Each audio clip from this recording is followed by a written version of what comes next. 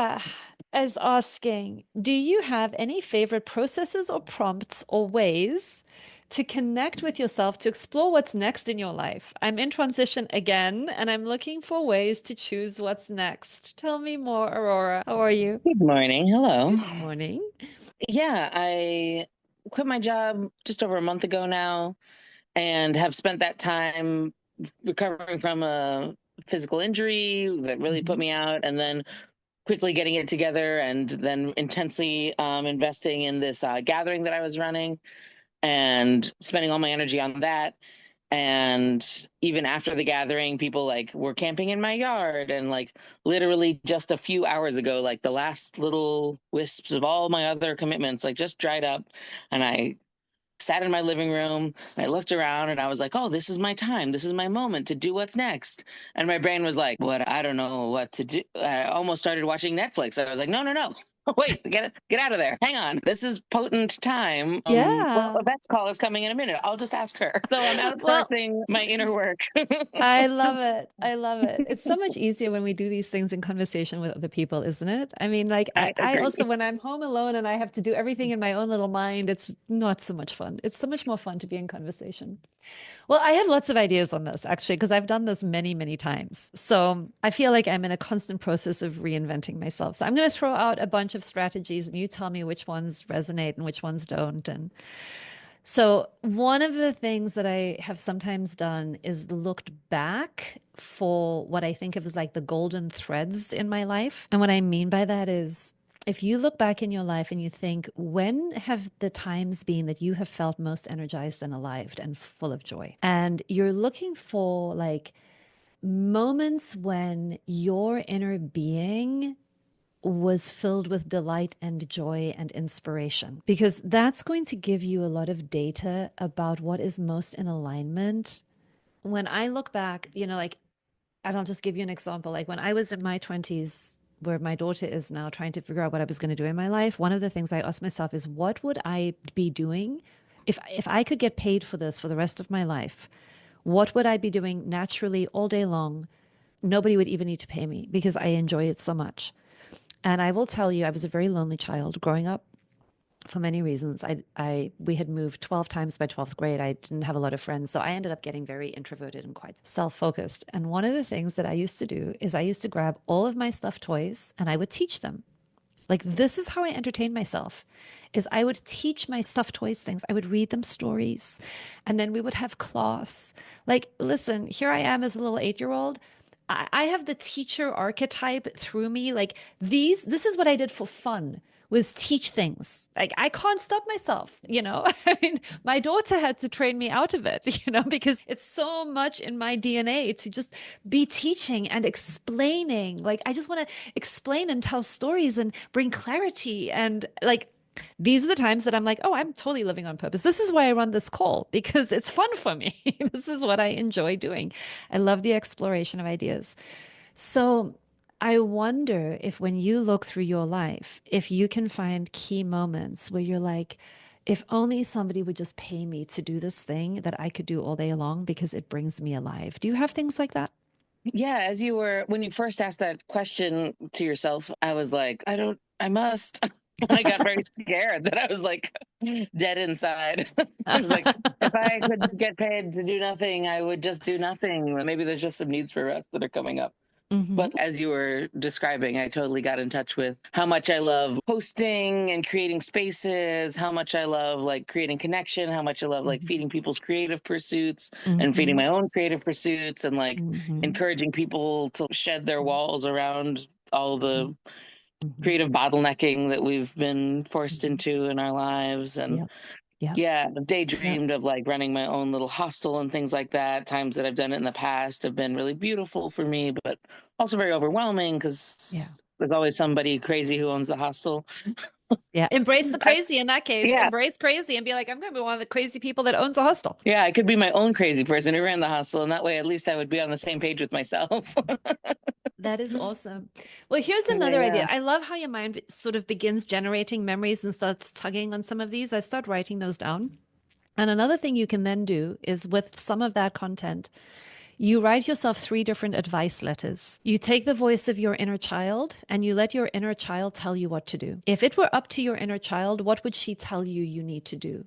Okay. And then you take your perspective of your future self, put yourself 30 years in the future, and have her come back and tell you exactly what she thinks you should do. And then take the perspective of your current day self and write yourself an advice letter from your current day self. And then have a look at how these three different voices bring three different perspectives. And where are the themes? What is different? What is the same?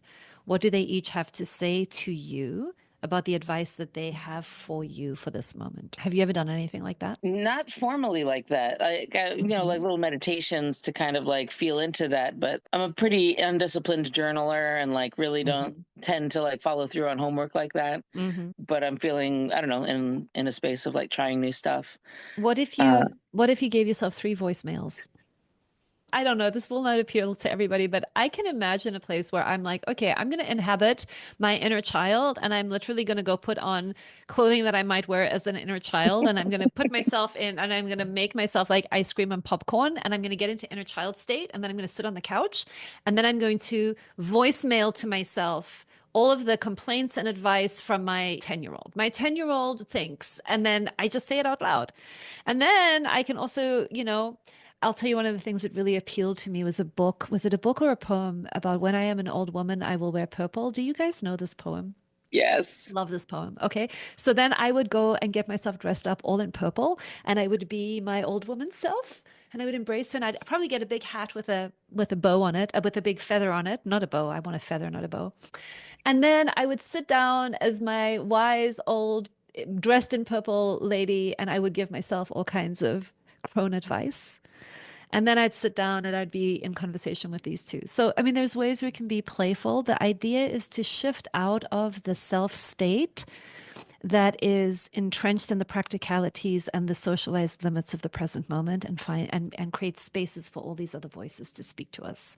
And you want it to come from you. It's an inside out job. Yeah. I really like something about what you just said because I feel like when I'm journaling, I'm so much in my head, right? Like Uh-huh. journaling really brings me into like a head space Uh-huh.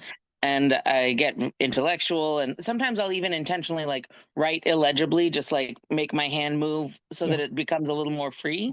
Yeah. Yeah. And I'm not committed to what's on the page. I don't feel Yeah. like I have to spell things. I Yeah. don't feel like I have to like, if I skip a Yeah. word, it doesn't matter. It like gets me out of like that perfection brain and all that. Yeah. But the Yeah. idea of like playfully embodying is like such a different Yeah. Yeah. way to access that and Yeah. feel so Yeah. much less brainy Yeah. and so much more, I don't Yeah. know, I'm like literally Yeah. wiggling my Liberate body to try yourself. and look for the word Yeah. of what it Yeah. is. Liberate Yeah. yourself from the conditioning, from the socialization. Like we want to drop all of that for a moment. We can bring it back in again later. But you could also write or say or play with the idea of what are all the things I tell myself I shouldn't want or I shouldn't do? Or what would be bad to want or bad to do? What are all of the career options out there that I was told were really a bad idea that a part of me thinks would be fun? What are all of the like very countercultural or against the rules things that I might want to explore reclaiming? And even if I don't do those exact things, what is it about that appeals to me? When I was a little girl, I was sure that I was going to be a game ranger. That's what I was going to do as a grown up. I was going to drive jeeps around Africa and explain to tourists the inner workings and lifestyle habits of all the animals. I still think in an alternative reality, that's what I should have done. But it's not that different than what I'm doing now. That was just all, I wanted to categorize and show people how to love all the different kinds of animals. I pretty much do that with the humans right now, like there's all these different kind of humans and you all have these different ways of being and you just got to learn how to understand them and work with them and love them. It's the same thing. So I do it now with the people instead of with the animals. But even that dream, I can see the threads of what it is that I'm wired to do that come through it. And you may have things like that where it may seem like an unreasonable thing or something that isn't possible, but there's probably something you're doing in that role that wants to be brought alive in your life. Yeah, a couple things just came up when you were saying that. One was that like I did get to be a game ranger and drive around in my Jeep. Feeling really grateful for like getting to That's be so that. great. I'm so jealous. And but that linked to this thing of like that saying of the way you do something is the way you do everything. that like you've always been showing up as yourself throughout Yes. all of the little parts of your life. And so there are things Yes. that are true about the way that you would be a different kind of game ranger than, for example, Yes. someone who instead wound up like doing like running a bio lab or something like that. Yeah. Yeah. Yeah. Different approaches to like the same task at hand or Yeah. whatever. Yeah. And I feel like there's some exercise somewhere in like The Artist's Way or one of those kinds of books where you like do that. You list out all the Yeah. I could have been a popcorn salesman. I could have been Yes. a organ grinder. I could have been, and Yes. then let yourself play with that. And I like taking it the next step that you just described. What Mhm. would I love about that? And let that bring to the fore these little threads of self that are like Yes. present in all these different universes. Yes, yes, yes, yes. So a lot of these exercises are designed, and then I'm just going to pull you just in a couple more things. Like they're designed to have you tuning into your inner being and your body compass. Your body, the vehicle that your inner being is in, is going to feel energized, inspired. There's going to be a lighting up around directions that have juice for you. And you're going to feel a bracing and a heaviness and a burdensome about the things you think you should do. And a lot of this process is beginning to sort out the shoulds from the want tos, the have tos from the want tos, and trying to get more in alignment with ways that we can trust desire in our lives. What do I actually want? What brings me alive? What is inspiring? Where does my body light up? And then watch any parts of your mind that tell you it's not realistic, or it's not practical, or it can't happen, or that's part of the social conditioning that is inhibiting. And of course, we want to take all of it seriously. Like there may be obstacles, there may be problem solving that we need to do. But that first piece of figuring out the hell yes, the like, if it's not a hell yes, it's a no. Like just getting some of those things sorted out and letting yourself give yourself time and space to play with getting grounded in the needs that your being is really intrinsically here to meet. What are the values and the priorities that you want your life energy to serve? And each one of us is going to have different answers to that question because we're here to do different things. We have different gifts and talents. And this is a way of living in alignment with yourself, honoring yourself, living on purpose, living in alignment, and attuning to yourself. Does that give you some places to start with this Oh rich yeah. question? Yeah, I mean the project is huge, but the some tangibles feel really nice. And yeah, I was just thinking as you were speaking of two conversations I got to have recently. One, I took like a NBC super intro class with Yoram Mosensen, you Mm-hmm. know, that trainer, Yeah. and he just happened to drop a little nugget that just was so he just said like I should let my needs design my life, and I was like, oh duh, 1,000 does. Yes. So let's put a big yellow highlighter on that because that's exactly it. Let your needs follow your needs and let them design your life. They will not lead you astray. They are such intrinsic wisdom. What it is that I'm needing, what it is that I'm longing for, what it is that the vision that I'm wanting to serve, the kind of being I want to become. Yeah, that's beautiful. Yeah, that really resonated with me. Anything else on this piece? No, I'm going to listen to the replay and write myself a little get to do list of all these fun little exercises we just invented. So I'm Mm-hmm. excited about that. And I Yeah. appreciate your insight.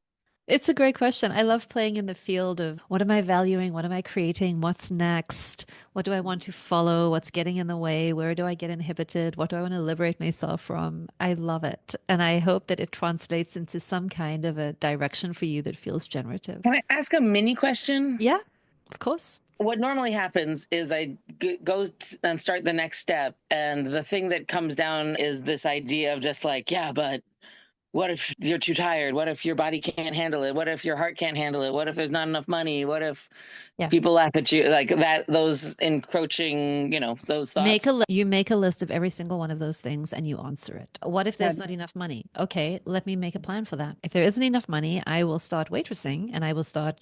What's the plan? How will I get more money? If there isn't enough money, I'm going to go and make a list of all the billionaires in the world and go and camp out at their driveways and ask for donations. Whatever I want to do. Like, what's my plan? Right? What if I have a heart attack? Okay, let's say I have a heart attack. Okay, what's my plan? What if I'm tired? Great. If I am too tired and overwhelmed, what's my plan? And then break it down. I mean, you can put it in like an app like Goblin Tools, or you can use ChatGPT or any of these AIs, and you can say, come up with a very detailed 10-step plan for what I will do in the case that this happens. It will help your system not feel paralyzed by the fears of what might go wrong. And it will help your system, it will train your system into seeing that there is an answer to every single one of these things, and it's all going to be okay. You've got Mm. this. Yeah. And if I get overwhelmed, I can abandon the project and I don't even have to do it. I can do 80% of it, and then I can get the clarity that I hate everything about this, and I can switch gears. Either way, I'm going to get the data that I need for the next step. That's what you want to help your body. There's something really valuable about what you just said to me, the permission to give up, Yeah. Yes. permission to fail at something, and permission to have Yes. been wrong, and permission to. Yes. And I don't even think of it in those terms. I offer you this language just in case it helps. But, oh, this is part of my discernment process. I need to figure out through contrasts what I do, what doesn't feel aligned. And so I don't know until I've tried it. I need to walk down a road a particular way. And when I get data that this is not bringing me alive, I will change gears because that's how I attune to my internal compass. That's how I keep recalibrating. So I sometimes think that I'm going in one direction. And when I start down that path, I realize, oh, this path actually loops around and it's taking me in this other direction. It's all on the way, not in the way. There are no mistakes, only learning. Yeah, that's very helpful. Good luck. That's new information. Not new information. In my adult life, that is a surprise. What's new and surprising that we could, let's see if we can install that a little more deeply. What is the new information there? I think a lot of it is just like such a praise junkie. I'm so extrinsically motivated, and I'm so like validation seeking by, I don't know if it's by nature, but certainly by like nurture. Yep. Yep. And so the idea of what other people think about what I'm doing is really comes up a lot in my mind and my heart. And I want people to think I'm doing a good job. I want people to look at me and be proud or be excited for me. Mhm. And things that feel like they could shake that foundation of like, we got really excited about this new project of yours, and then you fucking flaked out and went and something else. Mhm. That like Mhm. that. Mhm. Oh, I can feel even just like imagining it a little bit, my heart being Mhm. like, oh. There's no such thing as flaking out. Think of it like I'm getting data and I'm recalibrating. Yeah, but I feel myself not relaxing unless I can explain it to them so that they know that I knew that this was a possibility or something like that. I have Yeah. to appear in their eyes to be in control. Yeah. Yeah. So it's that piece of explaining it to them begins with the explanation you're giving yourself. So practice the explanation to yourself first. Mhm. That makes sense? Yeah. The things you're looking for outside of you that you're feeling a little bit more like a puppet on a string around, like you're describing, Hmm. those strings are going to get slack and loose to the degree that you can offer those things to yourself. The approval, the validation, the understanding, the more you practice having your back in your mind, right? The way you speak to yourself, the way you deal with yourself, the more you fortify that, the less vulnerable you're going to feel, the less like a puppet on a string you will feel for how other people are thinking about you. Yeah, that makes sense to me in that like needs way of like needing validation and like instead of looking externally for that, Yeah. Yeah. looking internally. Yeah. And the sweet spot we get to is it's not that I don't care what other people think. I'm interested in what other people think. I'm interested in the feedback, but I'm not emotionally dependent on it anymore. My well being is no longer as intrinsically tied to them thinking good things. Yeah. In fact, you could even practice wanting certain people who are not like you at all and have different values from you and really live lives that you don't respect. You want those people to actively dislike you. That will be even more validating. That's where you can practice making peace with people not liking you. I like that idea a lot.